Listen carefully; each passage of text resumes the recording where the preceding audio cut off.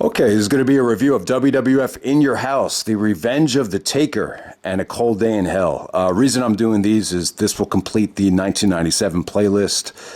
And then at the same time, Mick Foley, did a podcast last year with these shows in the same exact format, just talking about these two In Your Houses back to back.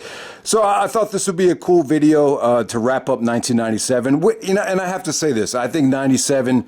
it's an overrated year in terms of the pay-per-view quality. I know it was an exciting year because of the screw job and Austin's babyface turn and, the Monday Night Wars and, everything that transpired. You had the 2 5-star matches. But I will say this, the undercards are severely lacking on some of these pay-per-views, man.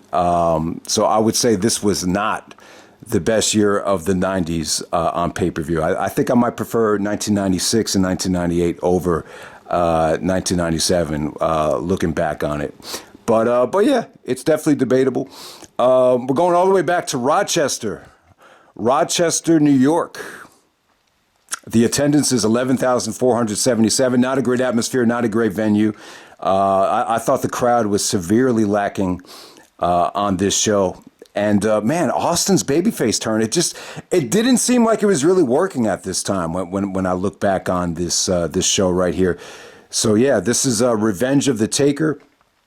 The pay-per-view buy rate does 0.5 on the pay-per-view scale. This pay-per-view scale is something that I'm never going to understand. I mean, they say if you get a 1.0 on that scale, that's equivalent to 400,000 buys. So if it does half of that, that will mean that the show did about 200,000. I think that sounds a little bit high, because, the previous year at Good Friends, Better Enemies, they did 150. So I don't know. If anyone has an exact number, I'd like to know. But 0.5 is the most common number that you'll see for this particular In Your House. But yeah, man, let's get right down to it. First match of the night. We get Owen, Hart, and British Bulldog defending the tag team titles against the Legion of Doom. I was excited for this. I just thought, wow, what a great way to start off the pay-per-view. Severely disappointing, though. This is not the best version of Owen Hart. It was very watered down, very methodical, very overbooked. The finish was actually reversed. And I think the Legion of Doom pinned the Illegal Man. Then they started the match over again. Then Bret comes down and... there's a disqualification ending. I think what they wanted to do was they wanted to prove that Bret and Owen were on the same page. You definitely want to establish that after the wars that Bret and Owen have been through. So, and, obviously the Hart Foundation needs to be put over as a heel stable. So you're seeing a new direction of Bret Hart. So yeah, it's Bret Hart's first pay-per-view as a heel. So I definitely get it. But, Legion of Doom, I thought they were pretty over here, but not the Legion of Doom in their prime. They were still good. You saw some great stuff from Hawk here with the double clothesline. And I think they did hit the Doomsday Device off the top rope. But other than that, I just thought the match was a little bit watered down and very forgettable. I thought it did have potential, though. I really did. All right, next up we have Savio Vega taking on The Rocky Maivia. I mean, look at Savio Vega. You saw him at Backlash get a hero's welcome in Puerto Rico. I really love that. I was really, really happy for him because he never got, that type of reaction in the States. And, what a cool interview it would be to interview Savio Vega because he's one of the few guys that was able to work with Austin and Rock really before they became stars. So it really is cool. I like the match. I really thought it was going well. This was for the... At this time, Rocky Maivia is still the Intercontinental Champion. He beat Triple H back at the Thursday Raw, so he's still having his IC title reign at this time. Like I said, man, I thought the match was going along well. It really felt like Rock at this time really was determined and really was digesting that, this is just not going well. And you could just see it in his eyes. He was determined to make it work. The problem is he just didn't have the foundation quite yet to really get to the next level. Crush actually pulls down the rope and starts attacking The Rock behind the referee's back, and Rocky actually gets count out. Savio Vega's pissed at Crush because he wanted to win the belt. He didn't want to win by count out, so you have that going on there. So I thought it had potential, just, kind of a crappy ending. Next up, we have Jesse James, who comes out with the song "My Baby Tonight," which used to be Jeff Jarrett's theme. A lot of people thought Jeff actually sang that theme, but it was actually the Road Dogg, the roadie Jesse James, that sang it. So he's taking on Billy Gunn, Rockabilly. This is the two guys that would form the New Age Outlaws down the road. And, we just saw they had a match at Lockdown 2008. I got to say, this isn't much better than their Lockdown match from 2008. You would think this is 11 years earlier. You would think they would give you something a little bit more athletic. So Rockabilly is actually coming out there with Honky Tonk Man. I don't know, the Rockabilly gimmick, it just didn't work. So these are two guys that really found it in 98, but in 97, this did not click for me.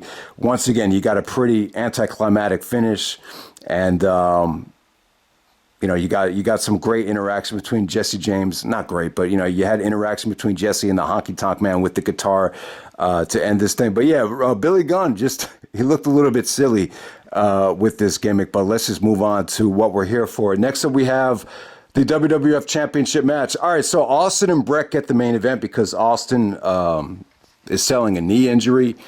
So Gorilla Monsoon gave him some more time to prepare. So he put Austin and Bret in the main event spot. I think there might have been like a beatdown on Austin on Sunday Night Heat or the pre-show or whatever.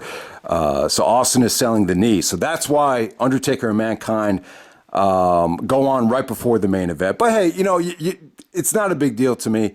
Austin and Bret, took a backseat at WrestleMania 13. They stole the show, so you want to reward them, so you put them in the main event. I think looking back on it, it was a mistake. I think if they closed the show with Taker and Mankind, just because of the kind of match they had, it was a little bit more satisfying. Plus, Undertaker's the champion. You want to really, promote the fact that he's the champion of the company. So I think they made the wrong call here, but I can see both sides of it because you do want to reward Austin and Bret for, having the best WrestleMania match of all time to that point. Most would agree with. All right, next up, Taker and Mankind for the title. It felt like a no disqualification match, but yeah, I mean, they got away with a lot here. So it's called Revenge of the Taker because, Foley, they were doing these stunts with these flames. They would light the flame on fire. Taker would actually take a fireball to the eye. So that's why he wanted to get his revenge here. So he had his eye all taped up in the match as well. Foley does an elbow drop off the top rope, and the eye patch actually comes off, and you see Taker's eye. It just looks like a whole bunch of makeup, but it looked nasty though. Lots of swelling, lots of redness around the eye, and it's funny because Foley took a nasty unprotected chair shot here. And the mask actually comes off, and apparently the chair shot gave him a lot of swelling and a lot of redness. Not necessarily any gushing of blood, but Foley didn't communicate with the agents. There weren't a lot of agents at this time that had a lot to do with the matches. So they thought that the mask accidentally came off, so they didn't want to get a close shot up of Foley's face without the mask. But they should have done it anyway because Foley was going to be a lot more humanized at this time. So that was kind of a big mistake. They just didn't get a good shot of Foley being unmasked. But yeah, the match was great though. I would say it's probably the most underrated, Undertaker and Mankind match. At least with what went on in the ring here, this might have been some of their best in-ring work together. The Hell in the Cells, there's just so much stuff on top of the cell and, through the cell. It's tough to say that was their best work in the ring together, but this might be the best match with what went on in the ring. And it's funny, like I think Mankind was a substitute here. I think it was supposed to be Vader. I think Vader might have gotten suspended or there might have been an injury. I'm not sure what happened, but yeah, Foley was a little bit baffled that they went back to the Undertaker feud, because they had wrestled in, 4 or 5 pay-per-view matches already. And I think he kind of felt like the feud had ran its course. But I would disagree with that. I think anytime you deliver a memorable feud and it hadn't been done for the title yet, you always want to go back to it if it makes sense to do it for the championship. kind of reminiscent of what they would have done with Punk and MJF at Grand Slam. It was such a great feud, but it had never been done for the title yet. So that's something you could always look forward to down the road. And yeah, I just thought it made perfect sense. The match was brutal, unprotected chair shots, and they got away with it without the DQ finish. There were some incredible steel step shots, as there were in all their matches, and obviously this featured one of the best bumps Foley had ever taken. So Taker actually takes the steps and hits Mankind off the top rope, and Foley goes flying into the table. So it's really cool how the steel step shot made Foley fly in midair, and then he takes a bump through the table. I want to say we've seen someone take a bump like that before. I think the closest thing would be maybe Shawn from G-Generation X with Owen. That's probably the only thing that I can remember coming close to this bump, but it's a dangerous bump because Foley totally overshoots the table and his head goes into the concrete first. But Foley was even saying he didn't even think about taking it safely. You just take the bump, and it was pretty damn cool. It was a cool match. Taker fights off the Paul Bearer interference. There was some sort of botch with the flame, with the lighter. I just wasn't a big fan of that stuff. I just think it's dangerous. I think it's unnecessary. But you get the point. You need to promote the revenge of Taker somehow, some way. So, Taker gets the clean victory here, and he gets his revenge on Paul Bearer as well for crossing him. So, in a way, this is really the blow-off to Undertaker and Mankind. And, it pretty much ends with Taker, giving Paul Bearer the fireball.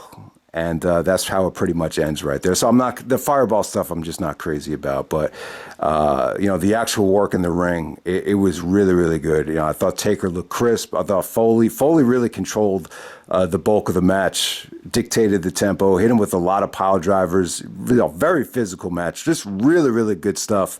Arguably the most underrated Taker and Mankind match. I think all their matches are really good. I really do. The Boiler Room Brawl might have been the weakest. I just thought a lot of that was tough to watch because of the lighting and, what went on backstage. But yeah, let's move on to the main event. We got Stone Cold taking on Bret Hart. Actually a number one contenders match. I would say the worst Austin and Bret match. Very disappointing from a crowd reaction. So some of the parts of the match where Austin is mocking Bret, with how Bret does the thing with the two hands. Austin got a little bit of boos on some of those spots. And it felt like a lot of the match, some of the fans were really into Bret.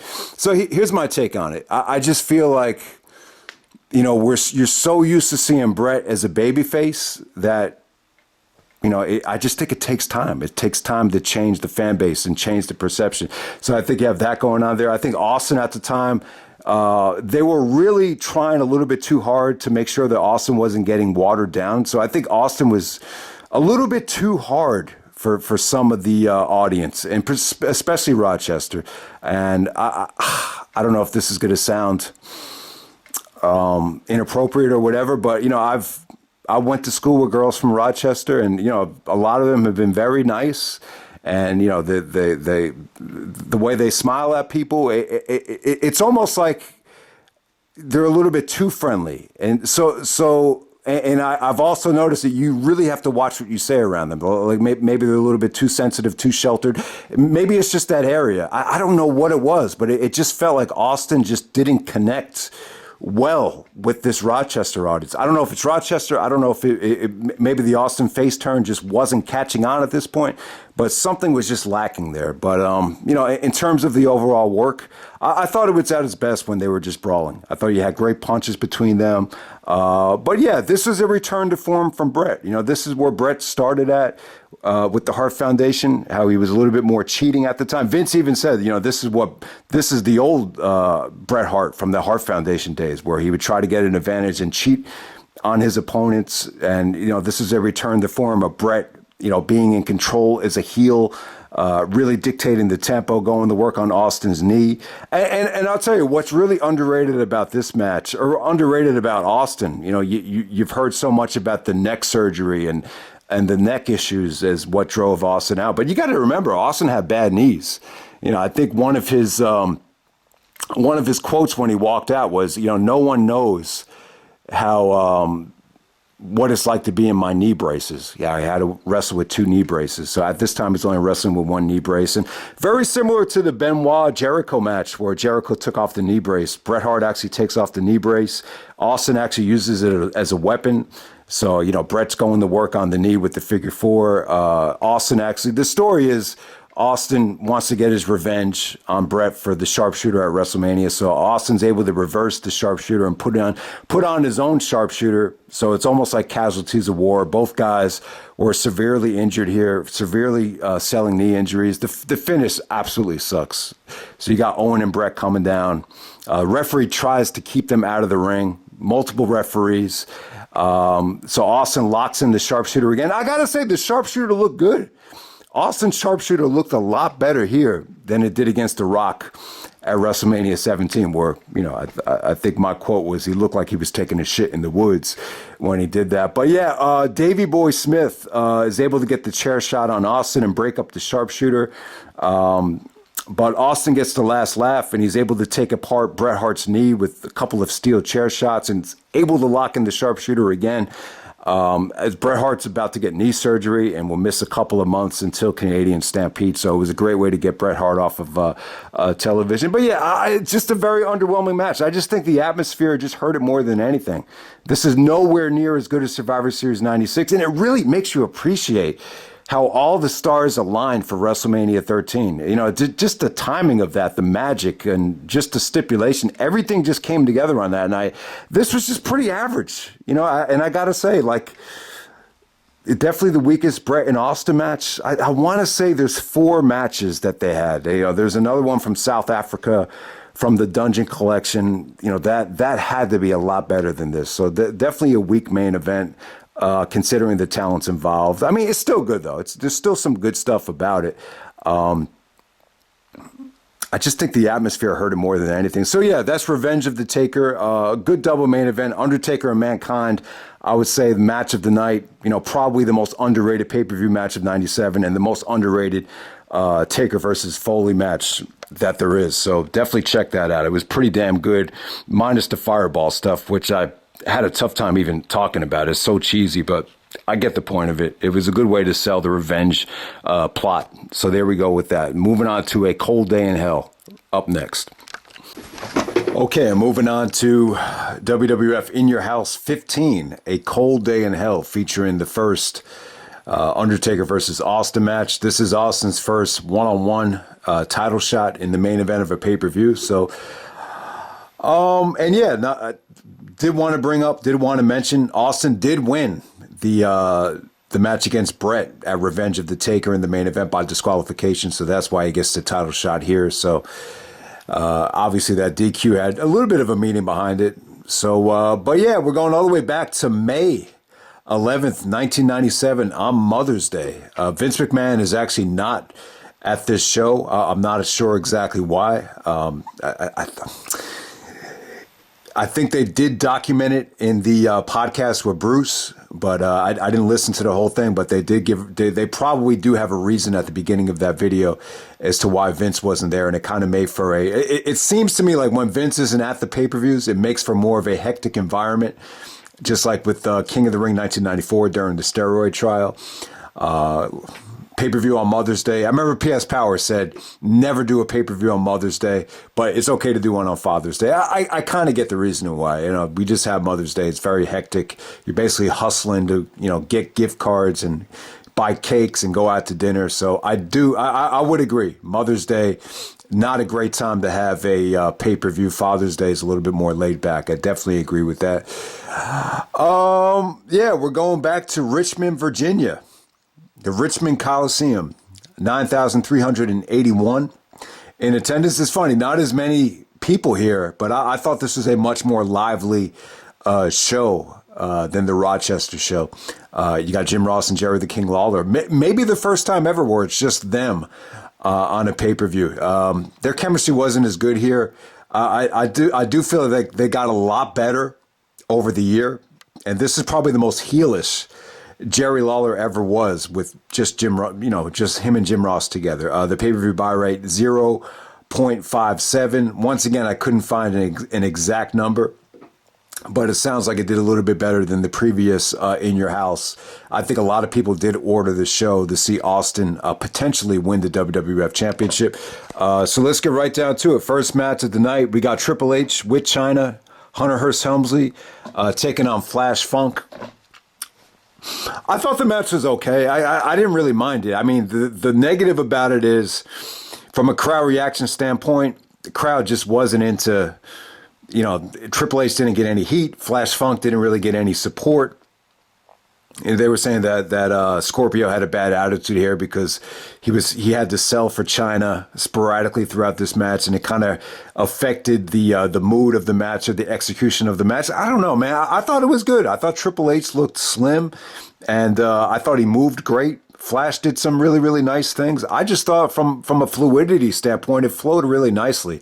From a crowd reaction standpoint, it kind of sucked, though. China did get involved, but, basically, Triple H gets a clean finish over Flash Funk. I believe at the time, Vince was actually paying Tommy Boy Records, and it was in joint combination with ECW. They talked about it in Paul Heyman's documentary how, Vince did support ECW, but it was through, I believe, Tommy Boy Records, which was, a major rap label at the time. They signed really good rappers like Naughty by Nature, De La Soul, Coolio, good rappers that potentially had, pop hits in them, like a Hip Hop Hooray or Me, Myself, and I or Fantastic Voyage. So yeah, I guess a lot of the money was going directly to Tommy Boy. I can't remember the exact reasoning behind it, but yeah, it was. I believe it's a pretty interesting story how WWE did help out ECW financially. So, and a lot of it just had to do with Two Cold Scorpio, Flash Funk. But we'll move on to the first ever meeting between The Rock and Mankind, Rocky Maivia, taking on Mankind. So yeah, man, I mean, The Rock was just going through some growing pains here. You could definitely see it in the frustration in the promo. He definitely got booed right before the finish. But, man, I could definitely relate to this, man, because I remember in 1997, very young at the time. This is the first time playing on an AAU basketball team. I was the last guy to make the team. And I just remember, just a lot of similarities that The Rock went through at this time. Just, just a lot of growing pains, and you could definitely see with The Rock here, loads and loads of potential, but for whatever reason, it's just not working out. Even Foley, Foley did not tell The Office this, and maybe this is where the rift came between Mankind and The Rock, or Foley and The Rock. But he just said to someone backstage that he just didn't think The Rock was going to make it. Like, this guy just doesn't have it. They even buried him on commentary. Like, I think Jerry Lawler and Jim Ross even said that the wrong guy went over when he, the win against Triple H for the IC title was a fluke victory. So you have all that going on here. But yeah, The Rock had just had his 25th birthday. He had just gotten married. So this is May of 97. So he's only 25. But yeah, after this, I believe he actually got injured, and the decision of the century not to fire him and bring him back as a heel. So there you go with that. But the match was good, though. I thought the match was really good. Foley sold his ass off for The Rock. Rock actually does a rock bottom on the steel ramp, and he busted out the rock bottom against Savio Vega as well. But it's just funny to watch The Rock's offense at that time, and it just got no reaction. There was just no connection with the fans. The finish is really cool, though. Rock actually signals for the finisher. He does the crossbody off the top rope, and then he gets booed. Mankind transitions into the mandible claw, and then The Rock is out for the whole summer. But I thought the match was fun. I mean, these guys would, have much more brighter and shinier days a couple years later, as we would see in 98, 99. And then we move on to Ahmed Johnson. This is a 3-on-1 gauntlet match. We got the Nation of Domination, Crush Farouk and Savio Vega taking on Ahmed Johnson. This started off slow as shit. You got Crush in there against Ahmed. Crush was, I got to say, anytime Crush was in the ring in 97, it was the weak link to these pay-per-views. He put him in a rest hold, and man, the shit just dragged forever. Ultimately, Ahmed actually hit a spinning heel kick to put Crush away, which, looked good. It was surprisingly, short and sweet. Next up, we had Ahmed actually taking on Savio Vega. That ended in a DQ. Savio, it's funny, man. Savio just got that hero's welcome, but at this time, and even at No Way Out 98, they just groaned when he replaced Shawn Michaels. So it was cool to see him get that moment in Puerto Rico. But yeah, I thought him and Ahmed it was, this gauntlet wasn't bad. I was expecting the worst. I was like 3 Ahmed Johnson matches against the Nation. You got to be kidding me. But the match against Farouk was really good, man. It was good stuff. I liked the dynamic between Ahmed and Farouk. The whole Uncle Tom stuff from Farouk.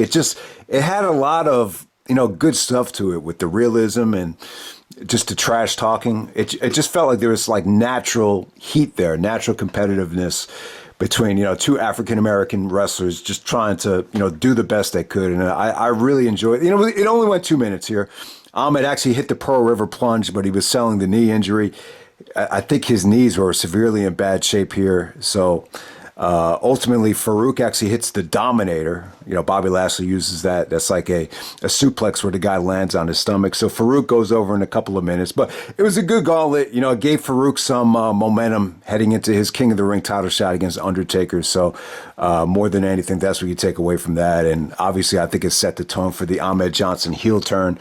But yeah, like I said, guys, I don't think this was as bad as most people are making it out to be, this gauntlet. It sounds worse on paper than it really is. Next up, we have Ken Shamrock taking on Vader. No holds barred match. I believe you could only win by submission here. There is a situation here where the rules kept changing. I don't believe you could actually win by pinfall. You had to win. It was a no holds barred match, but you had to win by submission. If I'm not mistaken, it was more than just a no holds barred match. But it was good, man. This is UFC versus, a Japanese, a wrestler that is very in tune with the Japanese style. In Vader, I thought it was awesome stuff. Jerry Lawler crapped on this match, though. He was really negative on the UFC. Talked about how he didn't want them invading us, and he didn't think they should be promoting them. They actually promoted the UFC. I guess at the time they started doing pay-per-views, the UFC. This was in the infant stages of them getting on pay-per-view, and he was actually insulting Jim Ross for sucking up to them, and Jim Ross was just saying that he likes it. He likes the UFC. He thinks it's cool. And I'm kind of the same way. I'm not crazy about the UFC, but I do think it's great competition, and I think at times when you use it the right way, you could do something really, really cool. And that's what this match did. This might be the best Shamrock match in WWF. I mean, he's had some really good matches with The Rock. I think the Shawn Michaels match is really underrated. I just think the finish is what makes people feel negative about it. But this was different than the Shawn match. This was just Shamrock in his element. Shawn can't get as stiff as Vader, so this was more of a natural matchup right here. So yeah, this was great stuff. I mean, it wasn't just MMA stuff. It was really, it felt like a work shoot, but it was very stiff. There were some really, really awesome suplexes where Vader actually suplexes Shamrock out of the ring and he lands on his stomach. That was a crazy spot. And Shamrock just, gave Vader some stiff, full contact blows right to the face. And it was sweet. It was really good. Vader actually got pissed and just gave Shamrock a huge clothesline where he just chopped the shit out of his head. It was really nasty. Some of the stiffest Vader shots I think I've ever seen. The transition into the ankle lock at the end was well done. Very different than Kurt Angle's transitions. It was almost like a leg bar into the ankle lock, and Vader actually taps. Just a lot of real stuff going on here. Good suplexes, good high spots as well. Vader actually busted out the moonsault, and Shamrock gets out of the way, but Vader did scrape him with the moonsault. So it was really, really cool. You could definitely argue this as being the match of the night and probably one of the most underrated matches of the year. And then we move on to the main event. We got The Undertaker taking on Stone Cold Steve Austin, babyface versus babyface. We got the Hart Foundation in the front row. Everybody there. Bret, Owen, British Bulldog, Jim the Anvil Neidhart, and Brian Pillman is at ringside. Pillman actually rings the bell in the middle of this match and basically screws Austin. So it was pretty cool how they kind of rekindled the Pillman-Austin, tag team partner and the rivalry here. That has roots going back to WCW, and then the Pillman pulled the gun on Austin, which, that might get a classic review down the road. But, I mean, a lot to say about this match. Undertaker's the champion. Did anyone ever think about Undertaker coming down to the ring with the championship kind of exposes the character, or maybe not being good for the character? Did anyone ever say? I don't agree with that at all. I think someone might have said that in the past, because there's times where Undertaker comes down to the ring and you don't see the championship. Maybe they did it on purpose. And it's funny, when the match starts, Undertaker actually has the belt around his waist here, so I thought that was interesting. But yeah, a lot of people are very negative on the Undertaker and Austin matches. Jim Ross even said that they don't have good chemistry. I think Austin even said that they never really had good chemistry. So if you feel negative on the Undertaker and Austin matches, I don't think this would change the perception. I was impressed here. I do not think this is their worst match. In some ways, I think it's some of their most athletic work together.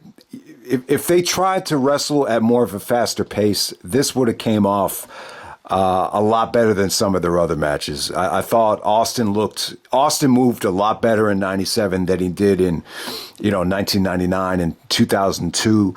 I thought Undertaker looked really athletic as well. So this definitely had some really nice moments of transitions, athleticism. There was some really good transitions into some submissions. Taker with the half crab. Austin did a kind of a throwback to not Terry Funk, Dory Funk with the figure four stuff. So it had some old school elements, very old school match, once again, very methodical. I thought it had moments of athleticism, but ultimately a little bit more methodical. Austin just wasn't the machine that he was in 98. So I just think the SummerSlam 98 match, it's weird. Like, that felt like the first meeting between them. It just felt like such a huge match. This, it kind of felt like filler. Like, it definitely felt like Austin's offense just didn't get the pop that it would normally get. The only time the crowd really popped was for the finger stuff. When he gave the finger to Earl Hebner and Earl gave it back to him, you had the crowd popping there. But overall, Taker busted out a sleeper hold on Austin. Austin hit him with a modified stunner. So you definitely had some good stuff in this match. Just some really, really good wrestling between them. I think the finish is really, really good. Pillman kind of fucked up the finish with the ring bell stuff. They kind of sold it like Austin had the match won. But then you get a series of tombstone reversals, which looked really sweet. And Austin countered the tombstone. Taker countered the tombstone to Austin. And you got like 3 different tombstone reversals with Taker finally going over. And then you had a Hart Foundation beatdown on The Undertaker. Austin actually sees Bret Hart in the wheelchair and takes the crutches from him and uses the crutches to beat down the Hart Foundation. Ultimately, Austin gets the last laugh and hits the stunner of The Undertaker after everybody clears the ring. So it's kind of a risky situation to have a face-versus-face match. You don't want the fans to start turning on Undertaker. You're trying to build Austin as the face of the company, so you don't want to ruin his momentum. So it's kind of a risky thing to do. And I could see why Bruce Pritchard and people backstage felt a lot of pressure to get through the show without Vince being there. And I think they did it. The crowd was kind of mixed. Taker got booed at certain points. Austin got a lot of support here, but it wasn't like 1998 support. You still saw a lot of Austin 316 shirts, but it just wasn't where it would be, going into, SummerSlam 98. Just, I think we still had a ways to go, but it was still a solid, main event. Babyface versus babyface. I thought it was pretty cool. It's definitely one of the better Undertaker and Austin matches, but, didn't feel quite as well promoted as SummerSlam 98. And, but I will say this, it felt a lot more athletic than like their Backlash 2002 match. I know a lot of people just don't like a lot of their matches, but I thought this was okay, but I don't. I just don't think it's going to change the perception if you're really negative on the combination. But you know, this is in your house. It felt like it kind of went under the radar, and you know, most people. I think the great thing about these in your house pay-per-views is, you know, if people did not order it, you could always try to, you know, sell a match like this like it never happened before. And with SummerSlam 1998, they were able to accomplish that. Like it was almost like the first time ever, and it got a massive buy rate, got a massive amount of publicity and promotion. So, but that's pretty much it, guys. That's a cold day in hell. I didn't think this pay-per-view was bad. I thought it was okay, but once again, some of these in your houses, they just feel very, very incomplete. For actual pay-per-views, a little bit unsatisfactory on these undercards, but that's 1997, man. I do not think this was a great year for the WWF on pay-per-view. I really don't think it was. I think you could definitely argue that the company had better years on pay-per-view. I just think a lot of people were very high on this year because they were losing in the war. And then you had some really, really good heel turns and great character development and just so many amazing moments. But I just think a lot of the best stuff did not happen on pay-per-view. You had the 2 5-star matches in Bret and Austin and Taker and Michaels. But other than that, I really do feel like 97's undercards are just severely lacking. This Nation of Domination stuff and, you know, just a lot of stuff that they did on the undercards, man. It just really, and obviously the faction warfare stuff. I just think a lot of stuff just hasn't aged that well with 1997. But you know, this is definitely a solid double main event. I'm not going to say this is a bad show. I don't think this is the week. This spring of 1997, Revenge of Taker, Cold Day in Hell. I wouldn't say these were the worst pay-per-views in 97. I think Degeneration X. Even Final Four, I think those pay-per-views might have been a little bit weaker. But that's pretty much it, guys. Hope you enjoyed the In Your House reviews of the spring of 1997, and I'm out. All right.